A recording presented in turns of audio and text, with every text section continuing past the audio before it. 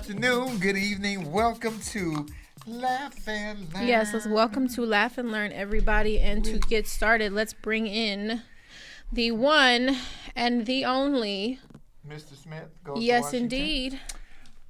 The one and only. Does he have on drawers? Because I ain't got none on today, but y'all can't see. Listen. He is dressed. I was looking for Kim Joy. Who is this? Right? Izzy helped pack my bag, so my car was at the airport. So I told Izzy to get my Kim Joy wig. She got my Joy Kim wig. This ain't Kim Joy, this Joy Kim. So I'm gonna have to, so Kim Joy will show up when Jo Koy show up. We just use the voice. We don't have the hair. Let me tell you something. The flight was delayed, but I was determined to make. That wasn't the issue. We got here like 11:15. Deplaning took a minute because it was not even that many people on the plane, but they were moving very slowly. Then I left out of United, so I parked my car at United, but I came back on American, which is Terminal 4, and then I was at Terminal 7. There's no more flyaway shuttle, so I had to walk with my bags over to 7. Thank God. That's a lot. Flame, go back. Catch everybody up, because where were you and why did you go? What's up? I went to Chicago to drop my daughters off to see their mom and to get some new dresses made that USPS lost my boxes. Blame the right service. So I had to buy fabric while I was there to get dresses made. Yes, please. So, but overall, it was a good trip. We did the audition. Let me tell y'all something about Lauren Hogan, y'all.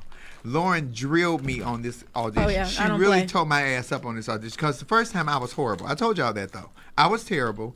And yesterday I did much better, but I don't think I'm going to get this role. That white lady didn't like me. And then because she was white. She just didn't like me. I wasn't what she... No.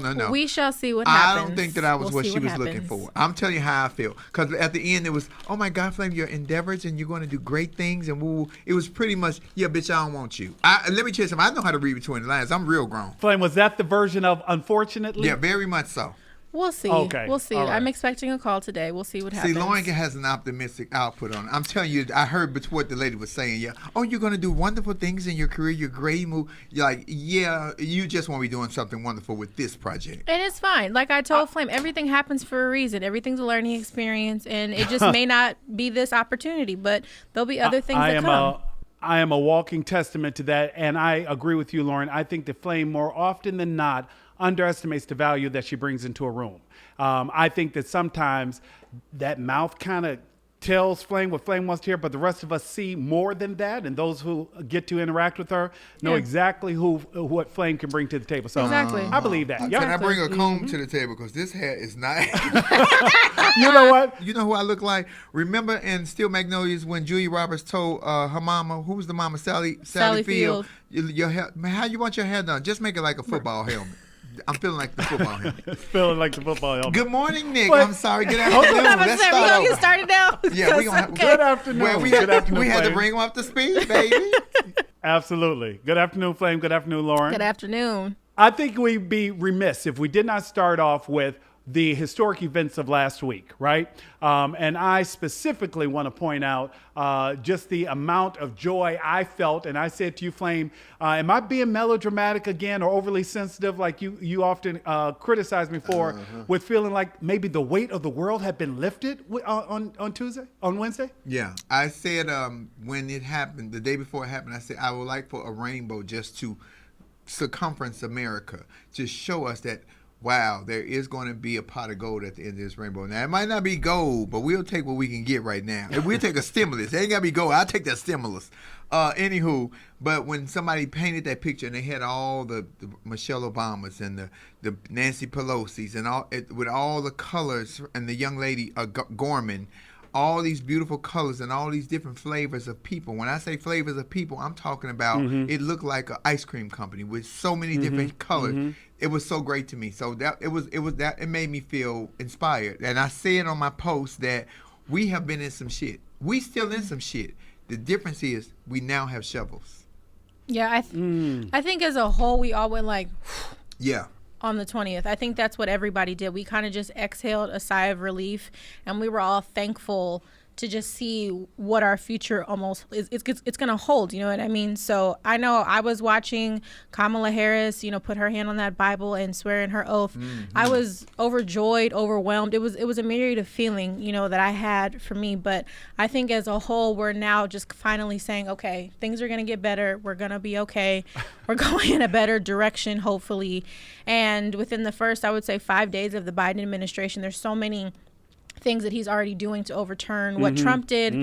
Flame, you and I talked about this on your way here today, was that he lifted the military ban against the transgender community today. Woo! So fight on, sisters, fight on. Yeah, and he's electing and brothers, and he's electing someone who's a transgender to the position of assistant health secretary.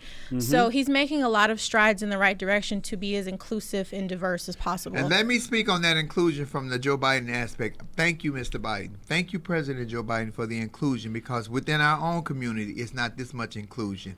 We got to stop saying that they don't like us, they don't see us, they hate us. We have a trans senator, first ever in history this year, out of Pennsylvania, Philadelphia. Where's Delaware. she from? Delaware. We now have a transgender doctor. Now, mind you, the one that works as a senator in Delaware, she's lovely. The new doctor, she looks like George Washington, the original one, but she got the position. Let me say what I'm saying.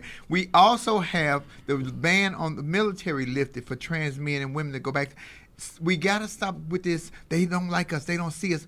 We got to pick better battles to pick fights. So because if we're not voting collectively as a group, the trans and gay community, who's voting for us? Because this senator was voted in. Biden knew about this woman. Biden has been more than fair to women and women of color and all sexualities. Joe Biden is something. Y'all think Joe Biden and Jill Biden got it in on wedding night? I mean, on inauguration night. I'm sure Kamala and her man did. Y'all think Joe and Jill got it in? I'm going to say this, Flame. I think that we have a responsibility, honestly, as voters, to also still hold this administration accountable as well. Absolutely. Don't evade the question, Donald Trump. Do you think that Joe and Jill got it in on inauguration night? Oh, I don't know anything about that. Let me tell you something. You know Joe still got the juice. Remember when he ran to the podium? Oh, my God, Flame. Well, you remember when he ran to the podium when it was time for him to do the Love debate? Lounge. It's not Love Lounge, bro. This is real. People want to know. God damn it. I'm an American and I want to know. The fable say Joe and Jill went up a hill to fetch a pail of water. Jill fell down and Joe fell down on top of her. And baby, if they have another daughter, come on with it. I'm ready. What? So, you know what I will say about the inauguration, though, with Jill and Joe Biden, President Biden and First Lady Biden. That Bible she was holding, how big was that Bible? Did you see that? I'm like, I know her arms. That was a workout. Yeah. I'm like, that Bible was huge. But Kamala's Bible was what? Whose was Kamala's? I'm not sure who Kamala's Bible was, but that was the Bible that Jill was holding was like their family Bible that they've had for years. Oh, no, because you told me that the Bible that Kamala Harris was sworn in on had never been touched by a woman. Was that you who told me that? I didn't tell you that. Oh, yeah, no. it had never been touched by a woman. I don't know that that's to true. Because I think I didn't know that. Oh, well, I don't doubt that. Yeah. But I think that Bible was actually, if I remember correctly, and Flame S can jump in here, but I believe the Bible that Kamala used was the one that the woman who was like a mother to her had and had been in the family for a while as well. It had some type of historic significance as well. Give me right. I just got off a plane. That might be a little bit delusional. We're here together, and I know for a fact that it was also a proud moment. I want to give a shout out, Lauren, to your Soros. I think that it was definitely a proud moment for AKAs around the globe who were not surprised. I saw a number of her line sisters, help me here, Lauren, who were just talking about, no, we're not surprised. She's always been a leader. And this is what we come to expect of all of our sisters, that we can make a difference in the world. And now the world is seeing the power of what sororities can do and be. And Kamala is a shining example of that. Well, absolutely. And I wore my AKA sweatshirt to work that day, and everybody saw it, and I had no shame.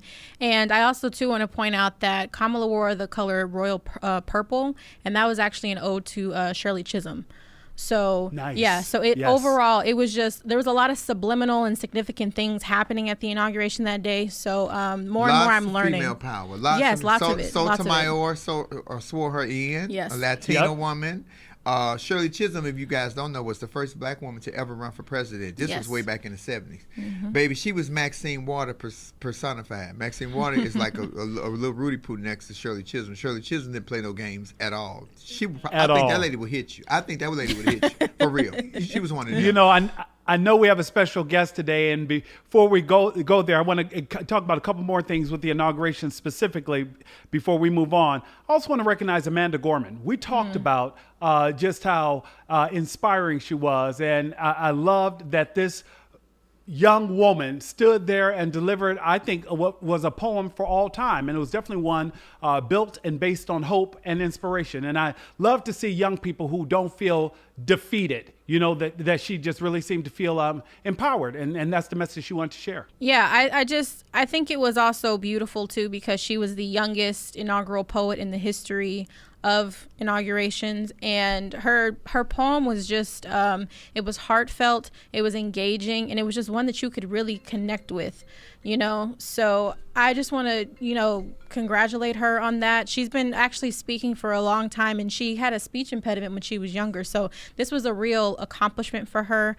And just shout out to Black Girl Magic in general, because she did the damn thing. Can I just talk about that this young black sister was a regular looking, a very attractive black woman, dark skin, because you always got this whole thing about the lights and the darks. And she wore bright yellow so you could see her ass from across the pond, baby. Oh my God, with that big old red thing. She had a beautiful smile. I did not see her speech because I had to rush to come to work to rehearsal that day. But I saw it after on CNN. She was fantastic. She was like, wow, I held myself that she spoke such powerful words. I wish I could speak powerful like that. I don't speak powerful. I just talk too much shit. But y'all like it. I thought it was beautiful. I did. I just thought everything worked in concert. I'm even going to say that I thought that the pre-produced special was good, that it moved. I'm going to even say this. This is where it even gets a little more interesting. I think that it was probably better because of the pandemic, if you want to know the truth, and because of the security concerns. I felt like it was more orchestrated and coordinated, and it moved. It was never boring. Like, I watched the event over, and I'm like, okay, I'm gonna watch a little bit of this. But I thought Tom Hanks really moved it along. I thought it was an interesting mix of people. I even called, I think, Lauren, I either texted you or Flame. I'm like, who is this girl with the short hair singing? I didn't even recognize Demi Lovato. And I thought Demi Lovato absolutely crushed it. Doing a little bit of riffing and everything there. Yeah, I just thought it was really well done. We're going to talk about the singing. Let's talk about the beginning part of the singing, too. Who sang? J-Lo looked lovely. J-Lo stayed in her range. Good girl. Smart girl. Well, I said this. I think J-Lo was pre-recorded, similar to how Beyonce was when she participated in Barack Obama's inauguration. Because it was just the fact that she didn't hit a bad note. Everybody knows J-Lo's not the best singer. In my opinion, the fact that she didn't hit a bad note made me a little skeptical. Like, okay, maybe this was pre-recorded. Overall, though, fabulous job to her. Kudos to J-Lo, but just my thoughts. Okay. Now, before we leave and go with Jim Coy, I have to give homage to Chicago, because when I tell you that Superfly and Black Mama, White Mama Sheba walked through them doors, when Michelle bust them doors open with that long flowing hair and that burgundy maxi coat like the Matrix with them pants and that big old belt buckle, I said, you know what, you tall black drink of water, because you can't call her that. Baby, that tear my ass up. I screamed, and they walked down the stairs like Millie Jackson said in Lovers and Girlfriends. They walked in like they owned the motherfucker. I said, yes, that's how you bump through the stairs. Flame, I saw a couple of women say, Michelle walked through those doors like 2 seconds before she took those rollers out and said, okay, Barack, hold these rollers. Let's go. We ready? And he was holding his wife's hand, so proud. Let me tell you something. I like they love. I like what I see on the outside looking in. I'm not on the other side, but for what they show us, I like their love. But you know what, Flame? Barack better hold Michelle tight, because everybody loves Michelle. It looks like George Bush sure does. Everybody, Garth Brooks, the way he ran over there, everybody was running over to Michelle. Michelle was definitely VIP. Barack is a pimp from Hawaii. He is not, and he from Chicago. He ain't pressed at all. That nigga's skills will always keep her at home. Now, understand what I'm talking about. Come on. Where we at? One of the topics we were going to talk about, and then we found out we had Jo Koy as a special guest today. We were going to talk about the working homeless, because one of our Instagram followers sent me a message saying that they had taken a Lyft ride, and they could just tell something was off with this driver. And this particular driver had been living in their car. And they said, hey, Nick, I was not going to report them, but it just reminded me that there are still people who are struggling right now, and that just because we have a new administration, we can't forget the fact that there are those who are still struggling, still in need of assistance and support in many different ways. So let's just keep that in mind, and we'll do a deeper dive on that. Wait a minute. He was living in the car and driving Uber. That's called rolling over in bed and just let me go to work, and you just sit up and start driving. Let me go to work. You just sit up and start driving. But it's an acknowledgement to that we were talking about that there's some people who are just trying to make it the best way that they can, and it's just it's still tough for a lot of people. And one thing I do want to just touch on really quickly before we get into our special guest, we did want to make sure that we honored and recognized the legendary Hank Aaron as well. He was a phenomenal baseball player who just passed this past week. Just giving you some facts about him. He was born in February in Mobile, Alabama, and he wasn't actually allowed to play organized high school baseball because it was whites only. But despite all of, the racism and all of just the criticism that he received, he was the National League MVP in 1957, the same year that the Braves won the World Series. He was a 2-time National League batting champion, a 3-time Gold Glove winner in the right field, and a record 25-time All-Star, earning that honor every season but his first and his last. So we would be remiss if we didn't pay homage to him, say thank you for all of your accomplishments, thank you for all of your civil rights activism, and thank you for paving the way for others to be able to be in this profession and excel in this sport. Is that why they tried to tear the Capitol up last week? Because those white-only signs will be becoming a thing of the past, that we probably will never see them again? Who knows? There's a myriad of things that led to that. I wasn't expecting an answer. I was just, throwing out a, you know how we do. Yeah. But interestingly enough, too, and, Nick, please chime in if you have any thoughts, though. Hank Aaron also received the COVID vaccine on January 6th and passed away 2 weeks later, which people are kind of drawing a bit of a, I don't know if we're going to call it a conspiracy theory, but they're drawing a parallel to say he was 86 years old, got a COVID vaccine, and 2 weeks later, he passed away while he was sleeping. So, yeah. I think, in all honesty, I think that, like you and I kind of talked about before, I think out of respect to the family, I understand that is definitely circulating online. But I think that out of respect to the family and out of deference to what we do not know, since this man is indeed someone who deserves that level of respect, that until the family says that they believe that there's a link or some type of tie, I agree that I would avoid that as well. There, just simply because I don't know, I wouldn't want to compound their pain right now, because I think it has to be difficult too when you have someone who is what is considered by many to be a national treasure. To lose them, you don't only lose them to yourself, you lose them to everyone else who then wants to reach out to you to say, oh, Lauren, I'm so sorry for your loss. Oh, Lauren, I'm so sorry for your loss. So you almost grieve it over and over again. Yeah. Or like many talk about when you have loss, you find yourself trying to comfort them. They're breaking down. You're like, oh, we're going to be okay. Miss Rosetta. Okay. I'm reminding you what your mama told you. Oh God! I'm sorry. Go ahead. Go ahead to our guest. Go. No. Go. I don't want what you said, Nicholas. I agree with you, though. But with both of y'all, what y'all saying, I'm not going to be politically correct. I'm not taking the vaccine. It's too much shit still coming out with this vaccine. It's one disease, right? It's one coronavirus, right? Well, there's different strands now. Yeah, now. There are different strands. But how many companies, then why they keep talking about, well, we predict in the next 3 months is going to be this virus. Oh, so that's when y'all going to release it?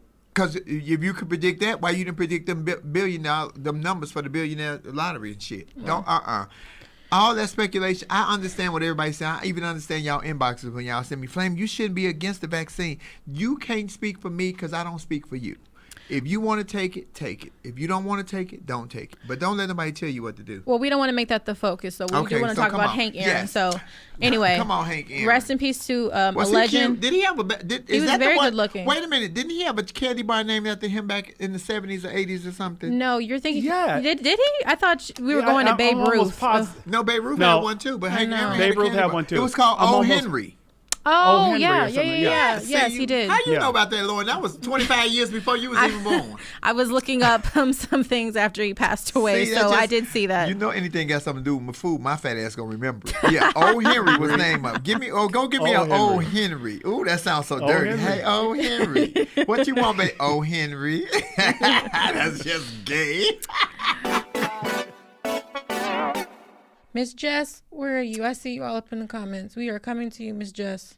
As a beautiful Latino woman who watched another beautiful Latino woman. Well, I don't know about Sotomayor. She Hi.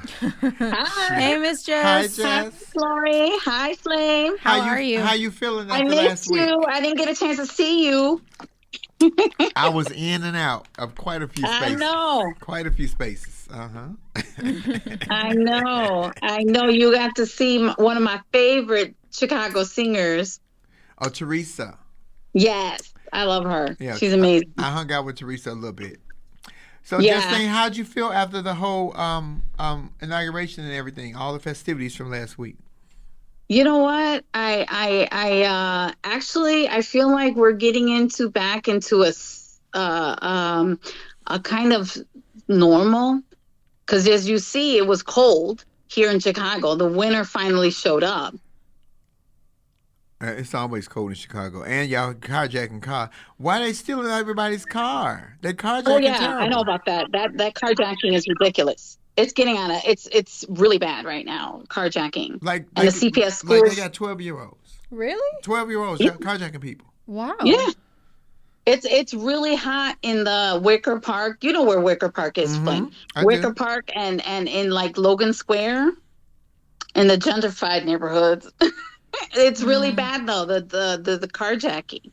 It's kind of like scary and more scary than normal. So they backing them in. So let me tell you how it's happening. Because I went out with my girlfriends the other night. We went to get taffy apples because I wanted some taffy apples. And we were in the grocery store. So the cars kind of box you in to, like, one is on this side, one is on this side. So when you're backing out, then another one pulls behind you. So you kind of boxed in. They just What? And so I was paranoid. Like, are they trying to jack us because we were boxed in? I think they were just maneuvering their car. So I told my sister Tiff, baby, I'm about to hit this gas pedal and back straight on. We about to just go for it because you know I'm old daredevil. I do I it know. to get away. But it wasn't that. It was scary. It was scary because you can't go to gas stations in certain neighborhoods, especially after a certain time, because they're getting you at the gas stations. While you going in to pump your gas and you come back, they're waiting on you. You Right, think that's they- 12-year-olds? That sounds like training day to me. No, When it's, Denzel you Washington know got what? shot there. Even so, we have a big spot, North Avenue, Damon, and Milwaukee Avenue, and I know Flame and all my other Chicago people know where that is. So that's a train stop, a major bus stops, because there's 3 bus lines there, and the train and the cars, and that's a hot spot for carjacking. Right there in that area. We have 12-year-olds riding on bicycles with guns too. My husband was like, he came home from work and he said, you know, this is, mind you, 2 summers ago. He said, I saw a kid with a bicycle branding his shit. Ugh, I can't say that word today. At people that were walking by. He's on his bicycle. I said, get out of here. I go, did you at least call the police? He said, no. He said, I was trying to get home. Yeah, it's a very scary situation. I'm just going to pray for all my people in Chicago. Y'all be careful because it's dangerous out there. And the tighter people get for money and the longer we have to wait, the worse it's going to be for us. So, yeah, they don't need a good whooping. It's too late for that, Angela Hart. They don't need a whooping. It's too late for a whooping. Sometimes you miss that window of opportunity. What do you think about the homeless story that Nick was briefly talking about as well before he went out? Actually, I'm the one who sent the message. Oh, it was you. Okay. Yeah, it was me. So where did you see the message? So where did you see the story? See, I went to the grocery store Friday, and I called for a Lyft, and I don't want to get my driver in trouble. So thank God my name is on here as well as my Lyft account, because I don't want to get the driver in trouble. I was putting my groceries in the trunk, and I looked at it. It was real neat, but there were things in there, and I was like, why does he have, this tote and stuff? And I asked him, are you living out of your car? Again, I have no filter. And he said, why? He goes, what do you mean? I said, well, I'm just asking you. I wasn't afraid or anything, but I was like, it just hit, you know what I mean? Like it all lined up in that quick second, in the back of my head, it just added up.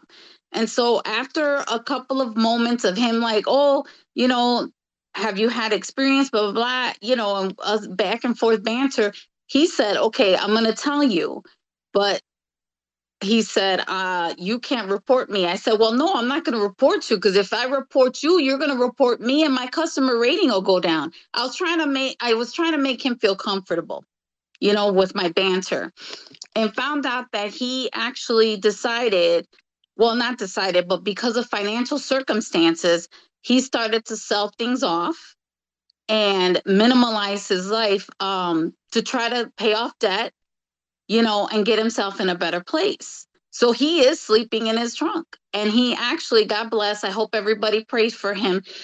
He was supposed to be leaving here, Chicago, to drive to Georgia yesterday, Sunday. Wait, he was living in a trunk? Yeah, he sleeps in his trunk. Wow. He showed me the pictures. He explained to me how he did it. I said, do you need a blanket? Do you want something to eat? As he's driving me to my home, I was asking him these things. I was just like, and we had a real nice conversation. I asked him, are you sure, this is, you're safe tonight? Because it was going to be 10 degrees or 15 degrees at night in Chicago. And he said, yeah. And well, Miss Justine, Wow. let us just tell you thank you, because Black folks and Puerto Rican folks are just like that. We might not invite you to come in our house, but we damn sure give you a blanket and we'll feed you. Maybe you want a plate? I get you. We got some extra beef stew. We got some extra soup in here. We'll feed you. We got some extra fried chicken, but you ain't coming to stay in our house. I don't know you like that. We want to do that. Thank you, Justine. I think I just saw our boy. We're going to bring our special guest on, Jess. Thank you for popping in with us. Thank you. Yes, thank you for having me. I'm glad you didn't report that man either. I'm not going to, no. I don't know. If that car would have been musty, I might have been like, dude, this car's sour. I'm calling in. Does that make a difference? Yeah, it definitely does. Let me do what I do, honey. Y'all just be mad at me. Shit. Ladies and gentlemen, please welcome to our show, To Laugh and Learn, our very special guest today, the one and only, the super talented, funny, smart, what's my word? Yang. Oh my God. I don't know if I like you without the glasses or with the glasses. Without the glasses, you look real sneaky, Joe. I like, I'll put that on. See, now you look like a teacher. I don't know. Now you look like a pedophile. Take the glasses Oh, back God, off. then I'll take them off. Well, hello, Look Joe. what I'm doing, Monroe. Look what I'm doing. Are you right? Oh, you're in the I'm studio. in the studio right now. I'm doing the audio version of my book. Very good. You're gonna win a Grammy for that. I'm speaking it to fruition. You're gonna win a Grammy for Please, that. give me that. Give me that You got Grammy. it. Let me start off by saying thank you so much for joining us today. I appreciate you. Can I just say something real quick? Sure. We had to schedule another studio time for reading this book, because I had no idea. I didn't know how to read. I had no idea. I cannot read to save my life, Monroe. I'm reading my own book, and we're adding studio sessions. This is hard. It's also emotional too. So it's like reading my own words and going and reliving what I wrote about is also just as hard, So it takes a toll on you mentally. Well, we all read differently, because you know what happens, Joe, when you write your like when you write your material, it flows once because you do it. But when you just have to read it cold, just like cold turkey, it can be a little rough. It can be a little challenging. At least you got your glasses on. I don't even have my real glasses on. I don't even. You can see read you. though. You can still read. All I see is your teeth. I don't see shit else. All I see is your teeth. You're ridiculous. Joe, you are so freaking hilarious. But you know what I love about you, the absolute most, that relationship that you have with your son. That is, when you talk about that, because I talk about my kids on station. When you talk about that, people always say those are jokes. There is always some truth to some of those stories, and you have to listen between to find out what is real and what is not. But dude, your hustle is like crazy. You got the Kevin Hart times. All you Asians got that good hustle. I always say that Asians got the most discipline. I think I'm part Asian. I'm Kim Joy, but you ain't met her yet. I think it's just staying where I just don't want to be hungry, man. Like, it took me this long to get here, and I really don't want to go back to selling shoes at Nordstrom Rack. So I'm gonna maintain this and do what it takes to stay here. So, and this Joe, is you've hard, been doing though. comedy 30 years, right? 30 years. It's gonna be 31 here pretty soon. Yeah. See, people always think because they see you, oh my God, he just a breakout comic. He just came out of nowhere. They don't know all the years that you be in the trenches and doing the hole in the wall clubs and getting walked out on by the promoters, and you was only getting $25, and then I got 10 for you. And oh my God, y'all don't know those horrible days. So it's very worth it when you come and say stuff like that. That it took you a long time to get here. You better, you better suck the bone marrow out the bone, Joe. Get it all. God damn it, get it all. Suck it dry. I know how so you true. Filipinos do. I used to date a Filipino. Hilarious. I did. You are so funny. Listen, we were just talking about this with my son, because my son doesn't want to eat chicken anymore. And I was like, you got to see how the way my brother ate chicken is disgusting. He would gnaw off the cartilage, crunch it, then he cracked the middle and sucked the marrow. So what you're saying is not a lie. Oh, that's literally how they ate it. That sounds nutritional. It was so bad. It would be to the point where I'm just like, I can't eat anymore, Robert. I look at my brother eat and just like, I can't eat, man. So, Joe, let me introduce you to Lauren. Lauren is my partner here, Lauren Hogan. Hi, Lauren. And Nick was on, but Nick is on IG because he's in Arkansas. He also does the news over there in Arkansas. So Lauren been watching you. She knew who you was. Of course I did. Nicholas knew who you were, but we've been just getting freshened up on some of your stuff that you have done, because you got 2 Netflix specials on now, or 3? 3 Netflix specials on right now that's been trending for what? 2 years? Yeah, it changed my life, actually. This last one you did, though, Lauren and I was talking about that, because what Tiffany did for me was bring me on, because nobody else had given me that opportunity. All those people that you brought on, you given those opportunities. That payback is great, Joe. What made you do that? It's me as a kid and not having an identity. Being a mixed kid, you struggle, right? You stand on the fence, and it's like, I'm white, but I'm also Filipino, and I'm proud of being Filipino. And then, when my mom and dad divorced, I gravitated towards the Filipino side. So trying to get into this industry and talking about my mom and no one getting it and watching TV and there's no representation. When I finally got that opportunity to open the door, I was like, I'm going to let them all in. I'm going to get Filipino dancers. I'm going to get Filipino singers. I'm going to get a Filipino producer. I'm Filipino rappers. I'm going to get everybody in this door that I can, just to give us that one little chance, that little opportunity to show the world what our culture is all about. And that's what that was all about. Literally, that's what I pitched in the room. It was great. It was a phenomenal. My whole thing is, I love when we bring recognition to the arts specifically, because I think that as a whole, the arts isn't valued as something important anymore, which I think is ludicrous and just so unfortunate. So when you brought all those different elements, from music to dance to comedy, it was just like a great mashup of just what we should really, what makes us happy, really.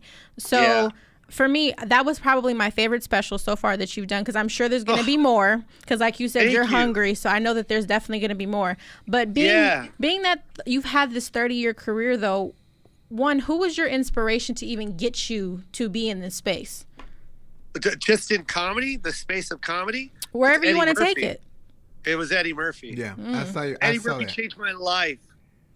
There was something about Eddie. Like, I was already into stand-up. Like, I loved Richard and I loved Carlin and all that. We're talking like 1981, 82, right? I was getting into comedy.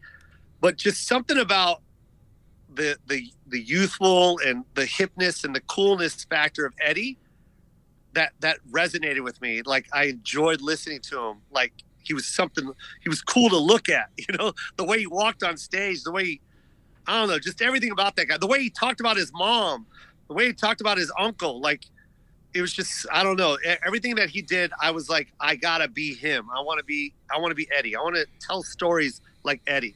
You did, that's a good- because that gangster uncle, that old ghetto ass uncle he had. When you talk about your gangster sisters, that is hilarious to me. Baby, let me tell you something. They always say why black men don't date black women, because they grew up with black sisters. Because when I tell you that my two daughters argue all day, and my son is like, I'm getting anything but a black girl, and that's bad to say, but it's the truth. Joe, that is, and I love that you are raw and authentic, and you say so much of what people are thinking. And I hate that comedy has become so centered that we can't say anything without offending these groups. But I commend you for being just like me, but just Filipino. I'm part Filipino too. I'm Kim Joy. Kim Joy. Hi, Kim Joy. I was gonna say, let's talk about Kim Joy. Does he know about Kim Joy? So Kim Joy is a character I created because people always say that I got Asian eyes, because especially if I had an edible and I'd be looking real yang. And that's my little blocker, because you get the haters on your social media. So Kim Joy will show up and like the beauty supply, we will black you. That's hilarious. That should be a tour. I can see that tour. Kim, Jo Koy and Kim Joy, the yang and the twang. Yes, I'm the twang. I'm the twang, y'all. Ask me why. I'm telling. When I saw you, when Tiffany did that special with everybody, man. I mean, first of all, everyone crushed it that night, and I became fans of everybody that night. But man, you laid it down. I remember I hit the follow button right away when I watched yours. I went to Instagram. I was like, "Yo, who is this?" Hey, follow. That next special. Your next special could be built around that Christmas tree. How big was that tree, Joe? Oh my God, 22 and a half feet. It was crazy. Really? Yeah. I saw you and the family putting that up I'm like, oh my God. Now that's just doing it too big, Joe. No, it's never too big, especially during the times that we're in right now. I had to give my son the best Christmas, and I had to give the whole family the best Christmas. We were all stressed out, so I was like, yo, let's do this big. That's going to be the name of my special, my next special. It's never too big. Yes, I like that. Well, also too, that's hilarious. You kind of just mentioned something, being that this is a pandemic. How have you been handling it, being a dad? Like, what's been going on? I've been loving this year. I've never. This is my first time being with my son a whole year, a whole year. Every weekend I'm with my son. Like that's the last. I mean, for the whole time my son has been born, I've been always gone every weekend. That's the life of a comic. And man, 2020 was just, I know it sucked, but man, I loved it.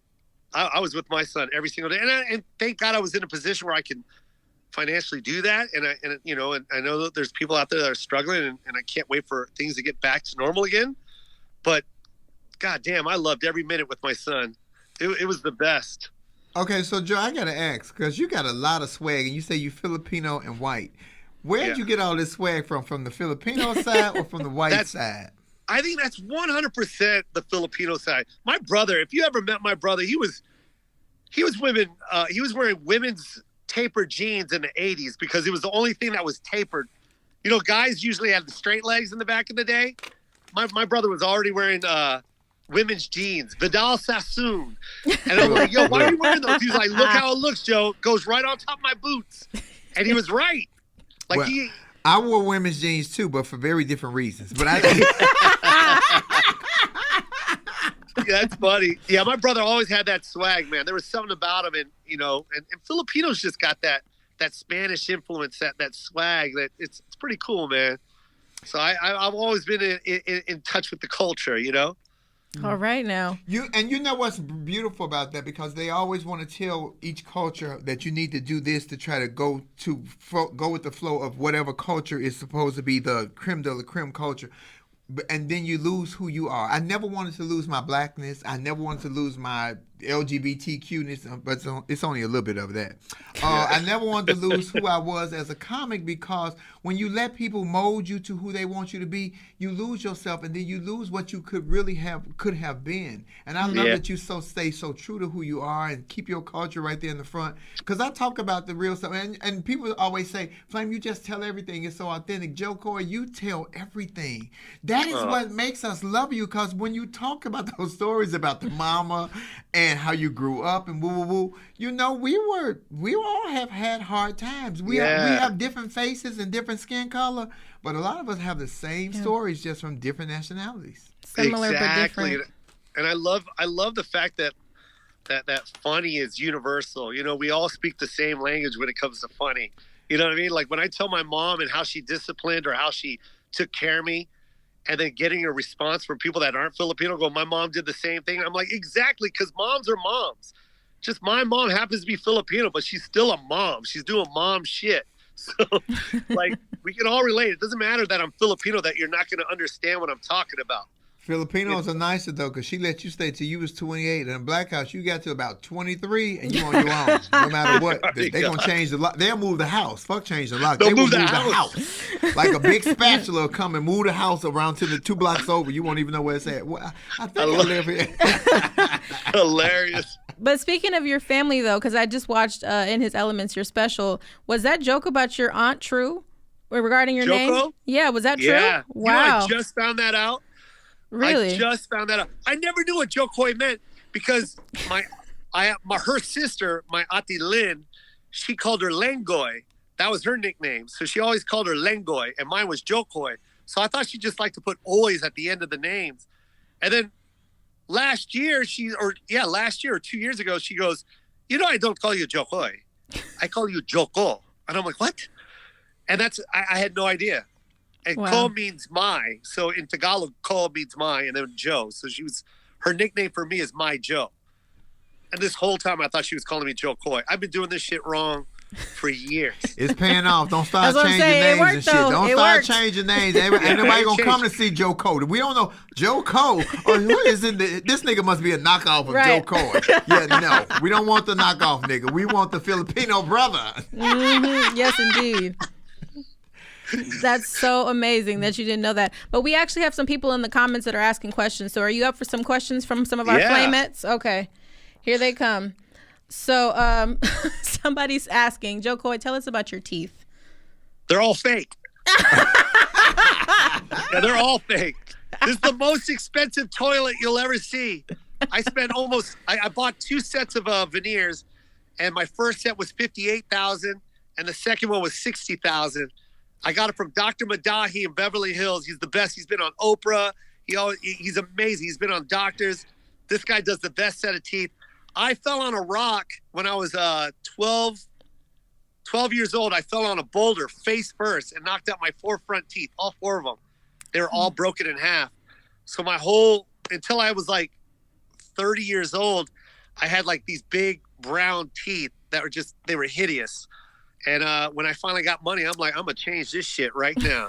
Oh, you changed it too, because Right. they shiny. Pearly. But you tell that Dr. Huluka, whatever his name is, ask that nigga, do you got a discount? Because I can't afford no $58,000. Good God. Yeah, $2,500 a tooth. My tits didn't cost that much. Good God.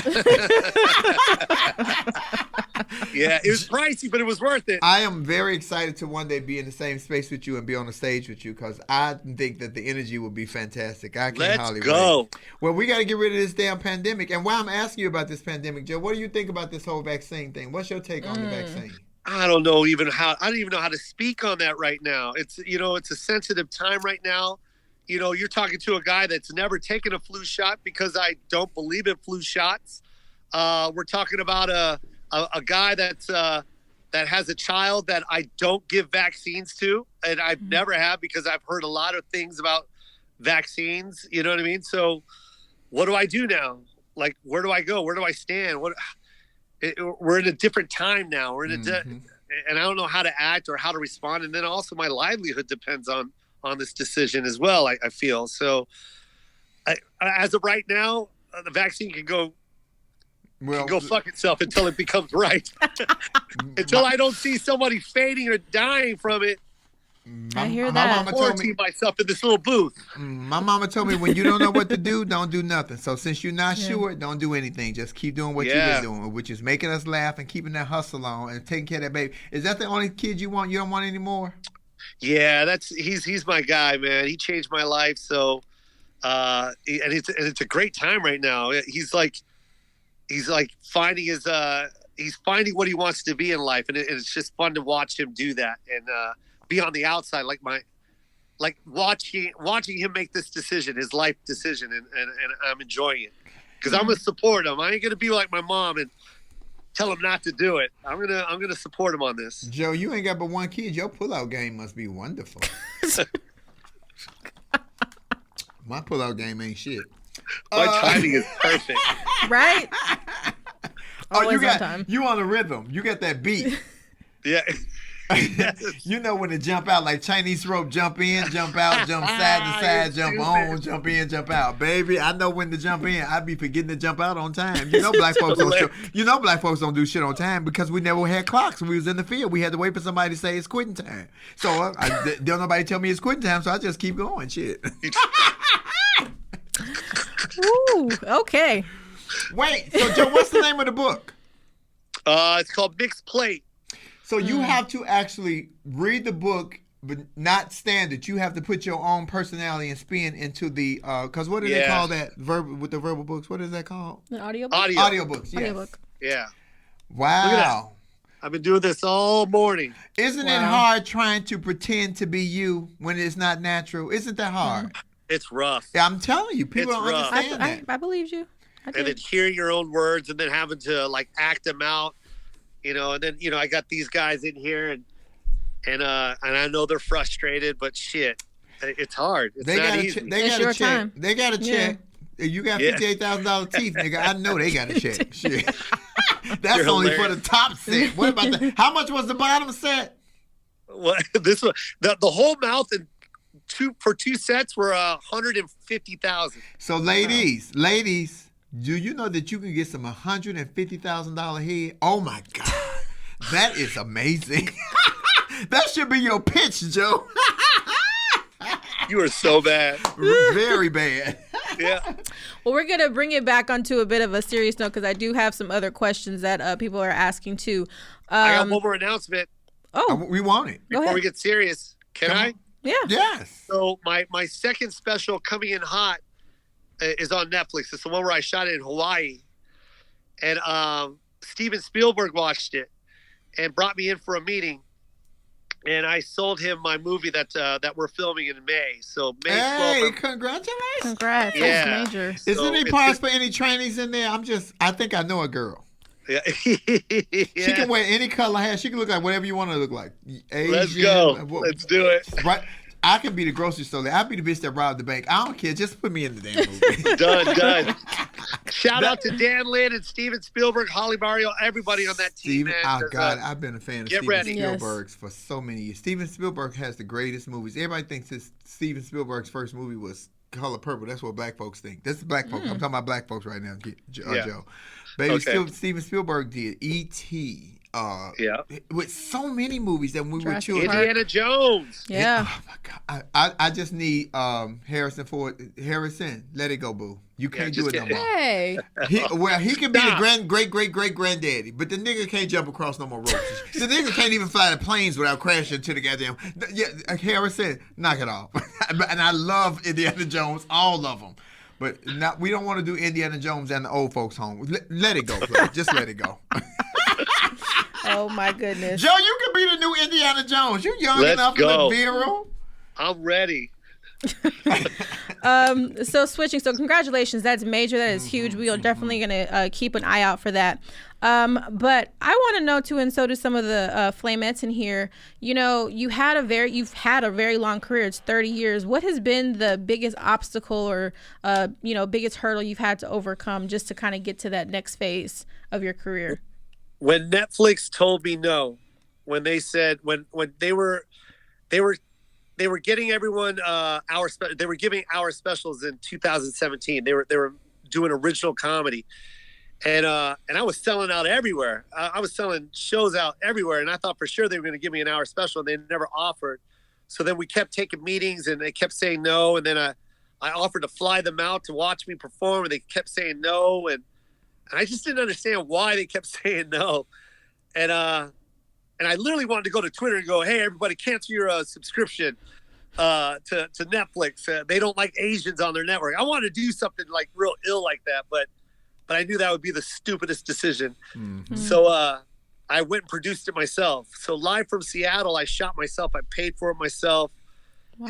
and I remember as I was taping it, they still called us and let us know like that they weren't interested. Like they got wind that we were taping it ourselves, and they were like, "Hey, we're still not interested." And that was by far the biggest obstacle ever, because I literally wanted to quit stand-up at that point, because I just was like, it's never going to happen if they're not going to give me a shot. Like, I don't understand why they don't even want to give me a shot. Like, I was killing it on the road. I had this huge fan base, but yet I can't get a Netflix special, and I didn't get it.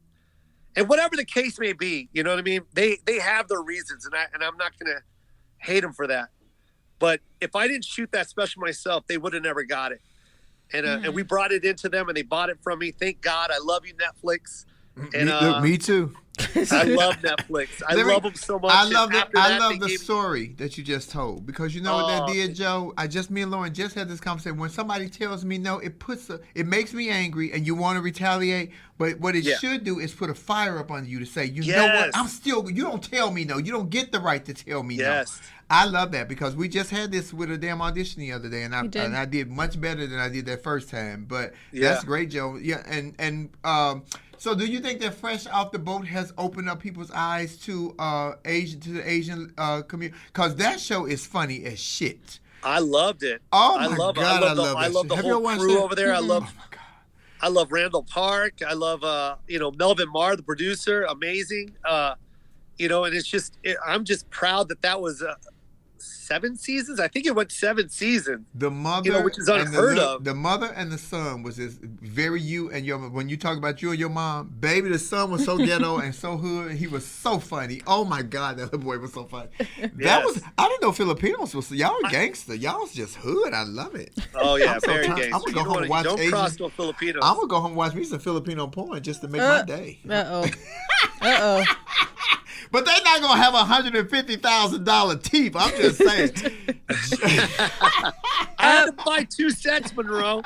That's crazy. Look, the first me set was too. expensive. Me too, Joe. Hilarious. But I didn't want to backtrack though. So how did you end up getting your special on Netflix? Like, how did they approach you? What happened? They didn't approach me. I shot it myself, and then I cut it myself. And then I had my agent bring it in and just go, hey, watch it, please, just give it one more shot. And they watched it, and God bless that whole team, man. I love everybody over there. And mind you, I think there was a transition too, because the new cats that came in, Robbie Praw and Joanne and Robert Guillermo and God, there's so many names I want to shout out right now, but thank God they came in. Neil, they all came in and they saw that special and they campaigned and put it on that 2017 roster, man. And man, that changed my life, bro. That Live from Seattle changed my life. I went from comedy clubs to like selling out multiple theaters. I think I broke Mariah Carey's record in Hawaii for 24,000 tickets sold, like by a solo artist. Like, it was crazy. So when you speak about that, Joe, it's so much pride and so much happiness in your voice when you that's great. So it's very authentic what you say. And that Joanne is the mover and shaker over at Netflix. Joanne will pick up the phone and say, done. And it's on. She got that kind of juice. She was at They Ready when we take They Ready. Tiffany Haddish, our boss, told me, I told her you were coming on the show. She's like, he want me to do his movie. I said, well, girl, tell him to do the movie. And tell him to write a part in for a tranny. But she said, I fucking love Joe Flame. He has so much energy. So Tiffany definitely loves you, Joe. She told me I love Tiffany. That's my girl, man. We go way back. I was just on the phone with her. Wow. So, that's why you was late. That's why you was late for my show. You was on the phone with her. See, no, audiobook. No, Joe was working. I know, but I'm messing with Joe. Working. I'm just trying to keep him on his toes. Say I was working for sure. We do have a couple more questions coming in of people want to ask you. So let's see. I want to know where you based out of. Where you based out of, Joe? I got 2 places, Monroe. You big time. I live in LA. I got a house in Laurel Canyon right here in Studio City. Mm-hmm. And then I got a house in Vegas, in Summerlin. And that's where my family's at. So I like to take my son there like holidays in summer. So that's where I go. Summers in Vegas? No, thank you for that heat. I can't. I love it. This is all. I love it. This is all silicone. I be melted like the Wicked Witch of the. That's a whole lot. I can't go too cold, then I freeze like the Tin Man. I can't get too hot, then I melt. I'm just fucked up all over, y'all. I'm just telling you. It's just I'm falling apart, Joe. You're so funny. Another question we had though, because interestingly enough, this was also in your special. But somebody's asking, have you ever? Before you were famous, because you're famous, before everybody knew who you were people confused about your nationality, similar to Andrew Lopez on the show? Oh, yeah. I mean, my first joke on The Tonight Show, I did that 17 years ago. And the first joke I said was I'm half white, half Asian. No. The first joke I did there is I go, I hate living in L.A. because when I tell people I'm Asian, they got the worst compliments. And that's a true story. I used to tell people I was Filipino and they'd be like, oh my God, I love orange chicken. I'm like, that's not, Filipinos don't eat orange chicken. What are you talking about? So yeah, that identity and being mixed and people always trying to find out what I was, especially because I was Filipino, it was kind of annoying on the come up, Mm-hmm. It was like I felt like I was always an ambassador of the Philippines, like telling people about our food because they didn't know what Filipino food is. They just assumed that it was Chinese food or, you know what I mean? It was just always that. So yeah, it sucked, coming up. And that's another reason why I did that special in the Philippines. I wanted to give us that identity and let people know a little bit about our culture, And you show more than just that. You guys are not just, what did you say you guys were? Nurses and dancers. That was fun. Nicholas brought me, sent me that joke this morning. I tickled the shit out of me. I said, oh my God, not nurses and dancers. Joe, you got moves? He used to be a B-boy. You said you were a B-boy. I'm a B-boy. I was a B-boy from back. I wasn't a B-boy. I just used to be a boy. Wait a minute. What happened? Does that so that would be B-boy, be a boy. That doesn't exactly qualify, but we'll take it for now. We'll take it. For sure. It is such a pleasure to have somebody who's because I love the comics because they say you can't do comedy in this room because you're trans or you're black or you're white or I love like what you said, that laughter is a universal language. When you're funny in any arena, they don't even have to speak English that good. They feel your energy. Joe, you got a lot of energy on stage. How old are you? 20? Good God. Yeah, I wish. You be bouncing around and jumping around. I'm like, I'm just going to walk. I can't do all that running, my fat ass. So tell us, too, what's next? So you just did the special. You're doing the audiobook. You got the movie coming out. What else is happening in the world of Jo Koy? I just signed another deal for another special on Netflix. So it's going to be my fourth one. They ain't called me yet. I don't know what y'all waiting on. Okay. Yeah. I'm gonna shoot that at the Forum. I want to shoot that at the Forum. Wow. I want to be there. Oh, I want to be there. So you have to let me know, Joe. I want to be in the. You should have came with Tiffany. I did it already. I sold 2 out right before the pandemic. I did 2 Forum shows, and Tiffany went up that night. It was amazing. Wow. We was working let me tell you something. The pandemic stopped everything with us. Cold turkey. Yeah. I worked on March the 14th. Had booking on March the 16th. Everything just shut down. Yeah, everything shut down. Well, for the Forum, you got to come. We got to make sure that we definitely there. have to be there. Baby, I want to be sitting in the front row. I'm gonna distract you. I'm gonna have my bullets out. Now I got 2 sets of bullets, Joe. You look high or you look low. I want you there though, Monroe. You got me, Joe. You there that night. Anything you want me for, I'm right there, Joe. I love your comedy. I love your authenticity, and I love that you are not afraid or ashamed to be worried about who you offended. Because if it's fucking funny, it's fucking funny. Everybody's so worried about, you can't say this. You're gonna bother this group. You're gonna upset. I don't give a damn. This was funny to me, and what they don't understand is, as a comic, it needs to be funny to you first, because then it flows better. Yeah. So you might be offended, but I don't care about you being offended. Laugh. That shit was funny to me. Yeah. Y'all might not laugh. I laughed. It was funny to me. That's so true. I'm hoping to get my 1 hour special. We Tiffany's gonna EP it hopefully, and I already have it written. We just don't have any stages to get out and do it. But I know it is gonna be ridiculous, Joe. I'm gonna do a wig switch, and I'm gonna take y'all on a ride because my new fan base is straight men, like yourself. Straight men have been loving me, and not in a sexual capacity, just that I can talk about that. I love my relationships that I have with men and with women. So I'm honest about it. Ain't no secrets here. I can't wait to see this. Listen, I'm gonna be there for that one. Oh yeah, Jo Koy, you got to be there. I might use you as a target. Let's go. And I think that's a good segue too, though, because I know Flame has talked about not being on stage. So what are you doing to stay, fresh and up on your toes with your material? Writing.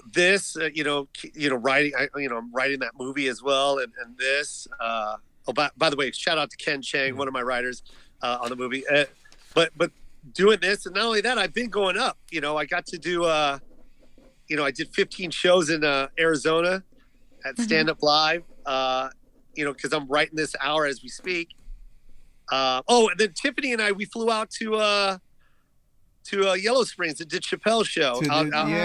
Dave just tested positive for COVID. Yeah. God bless Dave and his family, y'all. Prayers out for Dave. I just spoke to his wife, and they're doing great, by the way. Good. Spoke to her yesterday. Good. Because Ida was with him last weekend they were in Austin, Texas for Angelique's birthday. And Ida said they went to breakfast afterward, and Dave Chappelle brought up my name and just went on and on, giving me praise. Mind you, Joe, I didn't even think that he knew who I was. I thought that was great. Knows. I'm like, okay, Dave, what's up, pimp? And call a girl. I'm ready. Yeah. I am so ready Dave. to work. And I want to be on stage with all y'all greats because I want people to see that this ain't nothing but comedians. This is just a bunch of comedians. I tell all the alternative comedians now, I took the beatings for all y'all. I was the slave. They beat the shit out of me for 20 years because, Joe, I had horrible backstories from other comedians when I first came out because I was living my truth. But when y'all did finally come around, not you, I'm saying when the comics finally did let down their shield, Flame just like one of the fellas, what's up, player? What's up, pimp? So, and I received that. I don't take that as disrespect. I don't take that as shade. I waited on that to be one of the colleagues for years. I just wanted to be received as another comedian. Yeah, for sure. The titties and shit just extra. It costs you extra too, but it's just extra. Yeah. But I think a lot of people don't understand that about you and of course I feel me as well. We took a lot. We had to go through a lot, and now it seems like the norm now. Yeah. But man, if you were here 20 years ago, where you had to go up on a theme night, just to get stage time. Go do Asian Invasion, on Wednesday nights. You know what I mean? Do gay night. You know what I mean? Do whatever. They always had theme nights, and it's that was the norm back then. But now it's no, everyone can just be on the same stage now. It's as long as you're funny. That's it. Yeah, as long as you're funny, we broke the mold. Let me get my high five. Get my high five, Joe. Boom. We did. I told you it's called the yang and the twang. Yeah, I like it. It really quickly too, just tell us what the movie's about, just so people know what to expect, because you said it's coming out in May. It's called Easter Sunday. It takes place one day. It's just one day at Easter Sunday, and it's got just complete chaos with my family. Every single it's going to be the most diversity you've ever seen. It's going to have everybody. It's going to have black people, white people, Latino people, Asian people. Everyone's going to be represented in this movie, and just what it looks like in my house on Easter Sunday, and that's what we're going to do. So wait a minute. So I didn't even know. See, that's something you're teaching us. I didn't know that Easter was big in the Filipino community. Oh yeah, that's really big. Easter Sunday is a really big day. So a lot of prayer, a lot of food, a lot of entertainment. What's the tradition? What's the traditional food that you guys eat? My favorite is chicken adobo, and I think everyone should try it. I keep pushing it. I keep campaigning it. If people would just try it, it'll become mainstream. I want it to be household. I went on Good Morning America promoting a chicken adobo. What's in it? It's basic. It's vinegar, it's soy sauce, a little bit of brown sugar, and chicken and garlic. And you can throw some onions in there. It's amazing. I'll make it for you, Monroe. Make it for me, but I don't want to kiss nobody right after. Good God, that sounds like that'll have your breath tart. But you bake it. Do you bake it though, right? Or do you toss it in? I bake it. Yeah. Okay, yeah. I figured you would It's bake so that. good. We're going to have to try that. I'm going to have some there when I come to your 1 hour special. I'm definitely going to be there. Oh, I want to be there to see it because I want to see Good. how it And I'm goes going to be down. at yours. Yes, I'm excited. Netflix, did y'all hear that? Did you hear Joe? Joanne, if y'all don't, no, I'm just joking. No, Yeah, Joe, I'll jump on. I'm excited. I'll jump on as EP. Oh, see? Uh-oh. Tiffany, girl, look, Joe, don't do that. You're going to get me fired. See, then you're going to start some shit. Don't come on my page start that bullshit. Tiffany will let me on. The more the merrier. Yours is all your specials are so, and I love that you have so much material. Now, how you use all of this? Because you have so much material. So it has to be different material for each special. You just from life and experience, or just going out, or do you actually sit down and actually write? Because some comedians are lazy; they just will not write. Yeah, no, I jotted down, and especially now, the material I had just from this year alone was amazing. Just seeing my son go from going to school to taking Zoom classes is just like the most unreal thing I've ever witnessed in my life. You know what I mean? And the discipline that he's going through, and it's crazy. So I've been talking about that a lot, and just this whole experience. So yeah, I write just off of whatever life gives me, and hope that it's funny, but I'm not scared to say it. So, if no one laughs, then oh well, you know what I mean? I guess I'll drop it, or I'll work on it more. But yeah, I'm continually writing. I can't stop writing. Yeah. I have to. Like on everything. And see, I might not write the whole story, but I'll write the bullet points because it always triggers me to know, oh, this is what I was going to say there. That always gets me going. Plus, for half sure. the time I can't read my own handwriting, Joe. Look at my handwriting. Are you kidding me? I can't even read this. Hilarious. What is that, backwards? No. Wait a minute. Don't be talking about my education, Joe. I ain't scared of you. I was an educated girl and boy. I love it. We just want to tell you thank you so much for joining us. We appreciate you. And I can tell, I love that you got your new teeth because, nigga, you ain't stopped smiling since you hit this stage. Ladies and gentlemen, please make some wonderful love and give hearts and hearts and hearts for our very special guest, the very talented Jo Koy. Jo Koy, you got to let me know as soon as beforehand because, I got to get dressed up when I come to your 1 hour. Oh, Done. You're going to be the star on stage, but I'm going to be the bitch in the audience. Understand that? Jo Koy got pretty teeth. I'm going to give me some $150,000 teeth. Okay. Shit. All right. And you have to pay for it separate. I wonder they got layaway. They might. They might. Do they got Finger Hut? Baby, Finger Hut, baby. Fucking with Finger Hut, you pay for them 6 times. Y'all are ridiculous. Flame, you are ridiculous. You know that, don't you? Let me tell you something. Do you think Finger Hut got fake teeth? Because, baby, let me tell you something. I get on payment plan. Shit. I'm gonna tell you something. My takeaway was Jo Koy also wants to be an EP on your our special. Period. I'm like that is awesome. Tiffany and Joe, yeah, Flame. I think yeah. Mm-hmm. I'm gonna get me some fans on the Asian community, baby, from Kim Joyce. Yeah, but Lauren and Flame, some of the bigger takeaways. I just want to go back to what Joe just shared with us. We had joked about his aunt making the name Jo Koy, and it was actually Jo Koy. And I love that. I just loved how you, Flame, recognized immediately his authenticity with that, just sharing real stories, which is what makes it so funny. Because you've talked about why that's so important as a comic yourself. Yeah. Because, you have that, even with all the stuff that we talked about on Netflix, with the whole football player, people always say, is that true? There is always truth to the stories. We find the funny. Some of the stories are hurtful. Some of the stories are painful.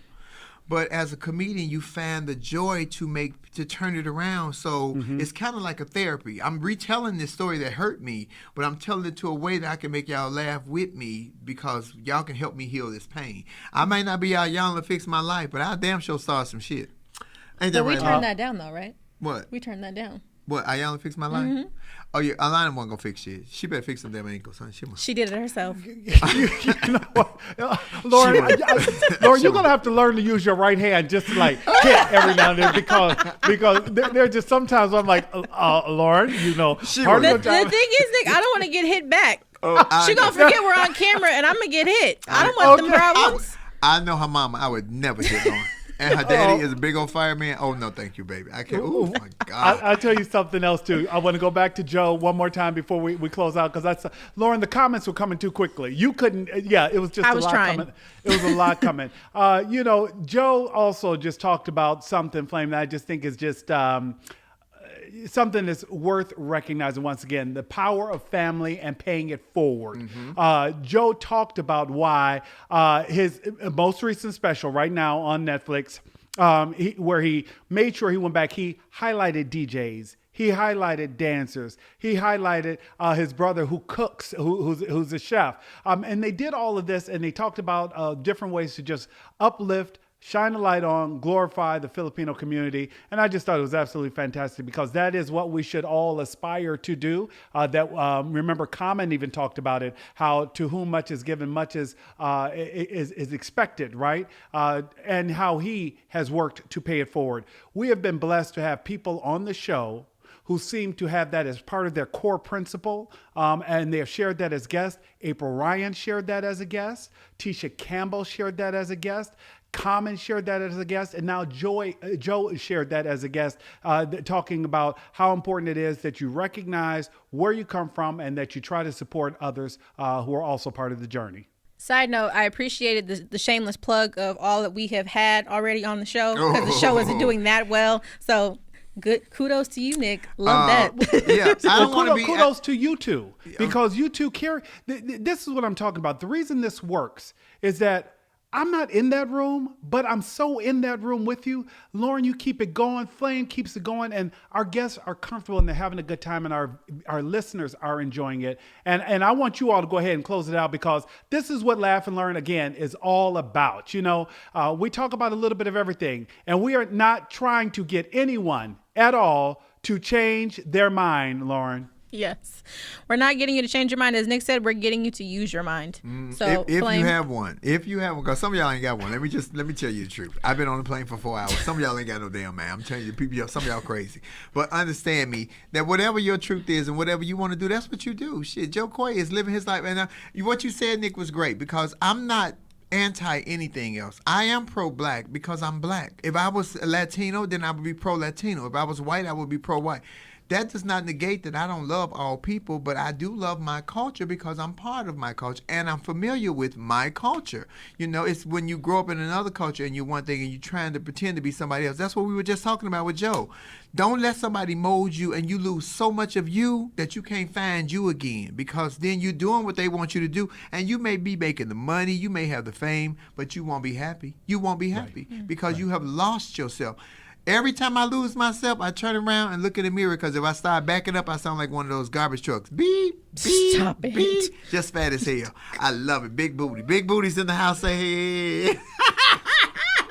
I'm not going to lose me. Don't lose you. Whatever your decision is, baby, that's your decision. I'm talking shit, but y'all know what I'm talking about. Y'all know what I'm about to close out with. Whatever choice you make with these 8, 9, 12, 15 companies giving y'all, we don't need one. You don't need two. Now you only need one. First it was you needed two. Then it had to be at sub-zero temperature. Now the motherfucker can sit outside and be room temperature. I don't even like room temperature water. I'm telling y'all right now, it's too many theories. It's too many vaccines.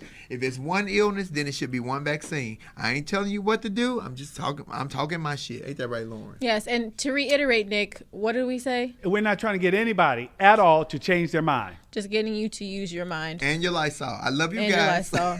Flame sprayed herself and got sprayed getting off that plane. Just so y'all know how this worked. And I'm supposed to get a coronavirus test again today. Yes. If not today, I'm going to get another one tomorrow because I want to make sure the people around me are safe. But I was very precautious. Y'all know I almost got a hazmat suit. Shit.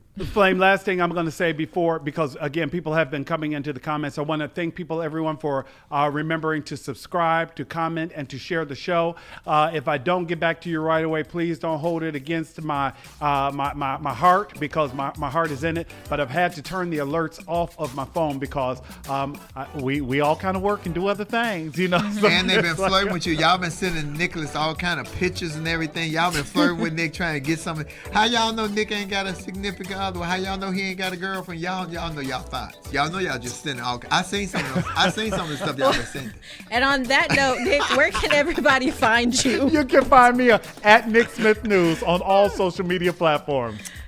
And where can we find you, dear? Well, you can find me on Instagram at Lauren Armani H, as well as on YouTube. I'm just Lauren Hogan. No. I was told to get a YouTube, so I've been uploading the videos that I was instructed to. She is very professional. I don't care what Triple say about her. And you can Triple. And you can follow me on Flame Monroe. What is Flame_Monroe on Twitter, Monroe Flame on Instagram, Flame Monroe on YouTube, and Marcus Flame Monroe Parker. That's a legal name. If you want to send a check in Marcus Parker, I can cash out. But if you send me a check in Flame Monroe, it's just like sending me like sex with a condom. It's just not gonna work. It's just not gonna work. It's just not gonna work. I'm in my head. I thank you guys so much. We appreciate you. Thank you, Kendall. Thank you, Tribble. Thank you, Nick Smith. We miss you here in the studio. Thank you, my Lauren Hogan. Thank you, Flameheads, for joining us, and all the Jo Koys. Y'all follow Jo Koy. Jo Koy got a new movie coming out. Jo Koy is doing big things. That nigga had a 22-foot Christmas tree and $150,000 teeth. Ladies, I don't know if he's single or not, but he ain't married. I say all is fair in love and no ring, because he might get it and you might not. He might not put a ring on it, but that nigga might put a ring around it. Sometimes that's most important. Hey, Beyonce girl. And I do want to say, too, thank you, Flame. You thanked all of us. We need to thank you. So thank you for providing us the space to be here. I love my team. This is a great team, all 5 of us. And I'm telling you, we making it work, and because of you guys. So all 5 of us here and all our Flameouts out there, we thank you guys. We'll see you guys on next week. Love Lounge tonight on IG between 6:30 and 7. I'm home alone. The kids is gone. We going to get real foul, real nasty. I see y'all then. Bye. Peace. Bye, Nick. Bye-bye.